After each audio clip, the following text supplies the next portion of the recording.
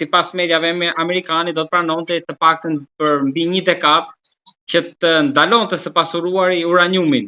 Megjithatë, siç janë këto punët e të mëdheve, pas disa orësh gjithçka u përmbys dhe jemi në një situatë. Po, në linjën e mesme vazhdon sherrri tani po në një nivel të ulët.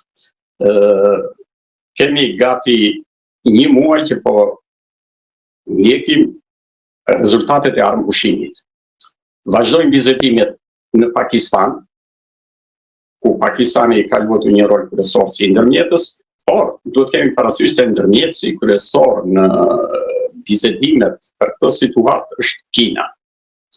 Dhe roli i saj është i rëndësishëm aty për shumë probleme. Edhe si pretendente për superfuqi, një shtet i madh, dhe që merr gati 20% të karburanteve e merr nga Irani. Kështu që ishte interesuar që ajo të ndikoj në shuarin e konfliktit në gjerin persik. Dhe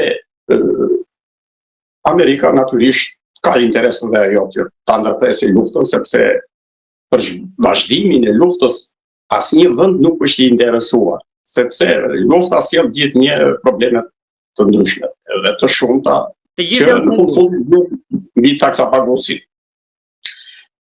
Dhe vizetimet filluan, ato vizetimet herë prishin, herë zgjaten, herë fillojnë, herë ashtu dhe deri tani nuk ka asnjë rezultat konkret, por ka të dhëna që përfundimi i këtij problemi të përfundojë me vizitime diplomatike. Domethënë skenari i përgjithshëm i vlerësimit të kësaj situate shkon në 50-60% të mbyllet pa fazën e dytë atë goditjen masive që parashikonte Trumpi mbi Iranin. Domethënë negociatat ka mundësi të përfundojnë në një zgjidhje reale, konkrete të konfliktit aty. Por problemi kryesor qëndron tek politika që ndjek Irani. Irani tani po i zgjat me qëllim vizetimet, i zvarrit, krijon situata të disavorshme për të prishur vizetimet, rifillojnë prapë etj. Është një politikë e zakonshme kjo në këto zhvillimet diplomatike që shoqërojnë gjithë një konflikt ushtarak. Irani mendon që duke zgjatur vizetimet, duke i zvarritur, duke nxjerrë yçla dhe probleme nga më të ndryshmet, shpreson që të zgjasë konfliktin dhe ta kthejë këtë konflikt që ka filluar në fakt një krizë ndërkombëtare, ta kthejë në një krizë botërore. Duke e kthyer në krizë botërore, kryesisht për problemin e energjetikës, atëherë Irani mendon se do të fitojë pikë në këtë dhe do kërkojë probleme të tjera që në lidhje me Amerikën dhe Izraelin t'i zvarris në atë formë që të fitojë ai në këtë situatë. Kjo është një politikë pa perspektivë, kështu si e mendojnë ata, sepse Irani tani praktikisht është i rënuar ekonomikisht. Nga goditjet që u zhvilluan gjatë një muaji, gjatë 4 javë që zhvilloi Amerika dhe Izraeli mbi Iranin, dëmet në Iran janë jashtëzakonisht të mëdha. Së pari ekonomia është rënuar komplet.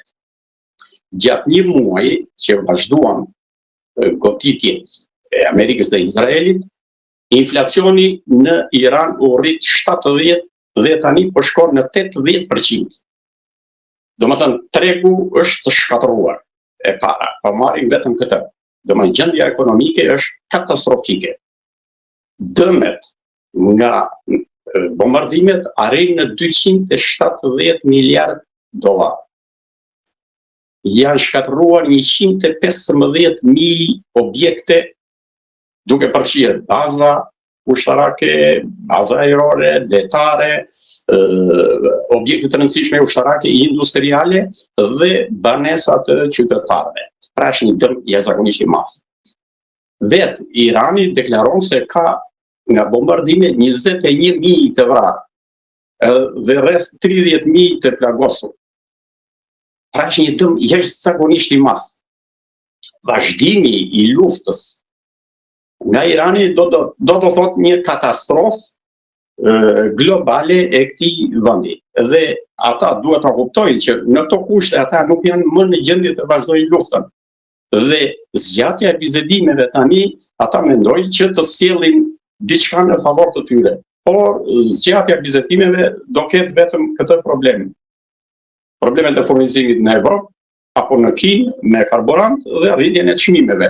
Por kjo nuk do jetë aq e madhe sa të ndikojë në zgjidhjen e problemit të konfliktit. Dhe praktikisht nga shkatërimet e mëdha që ka psuar Irani, ai praktikisht nuk ka aviacion, nuk ka mbrojtje kundërerore dhe nuk ka mbrojtje detare më. Rreth 160 anije luftarake të afta që kishte ai janë asgjësuar, kanë shkuar në fund të detit. I kanë ngelur vetëm disa anije të vogla të shpejta për të vënë mina dhe për të bërë një sulm kështu piraterisë.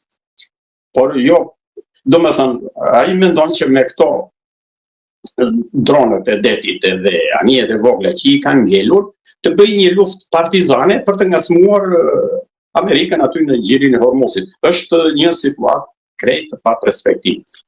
Dhe në përfundim Irani mendon se duke zvarritur, duke zgjatur, duke prishur këto bisedimet, mund të acarojë krizën që të kthehet në një krizë botërore.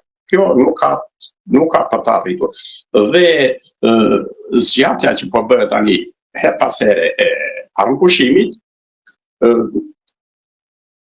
do të përfundoj patjetër në zgjidhjen e këtij konflikti. Konflikti mund të zgjidhet në shkallë të ndryshme. Për shembull, për një periudhë të caktuar do ndalohet prodhimi i raketave në Iran, do ndalohet pasurimi i uraniumit, i cili po e kthen ekonominë e Iranit në një rënim total. Se janë miliarda dollar në muaj që harxhon Irani për të mbajtur më këmbë atë industrinë e pasurimit të uraniumit. Është një gjë pa kuptim në këtë situatë që ka ai. Dhe në kohën që ai nuk përshet naftë sepse gjithçka është bllokuar. Kështu që edhe ata do vinë në një përfundim që ta zgjidhin në rrugë paqësore. Ndryshe do ketë revolta brenda për brenda. Populli tani po përballet me një krizë të rëndë ekonomike. Ju thash, 70% është rritur inflacioni brenda gati 2 muajve. Izraeli, zoti Abile, çfarë po ndodh atje? Sepse edhe ata kanë mësuar dëme të mëdha dhe besoj që edhe ju mendoni që edhe nëse qetësohet situata mes SBA-s dhe Iranit, nuk besoj që do qetësohet mes Iranit dhe Izraelit, Izraelit dhe Iranit. Izraeli ka psuar dhe ai dëme, por dëmtimet e Izraelit janë kryesisht në ndërtime të thjeshta, domethënë banesa qytetarësh, objekte kështu, nuk kanë psuar dëme, si të thuash, objektet vitale të Izraelit. Objekte industriale, baza ushtarake janë të paprekura. Qytetet kanë psuar dëmtime të ndryshme, por Izraeli ka një fuqi të tillë financiare që ato do t'i riparojnë shumë shpejt.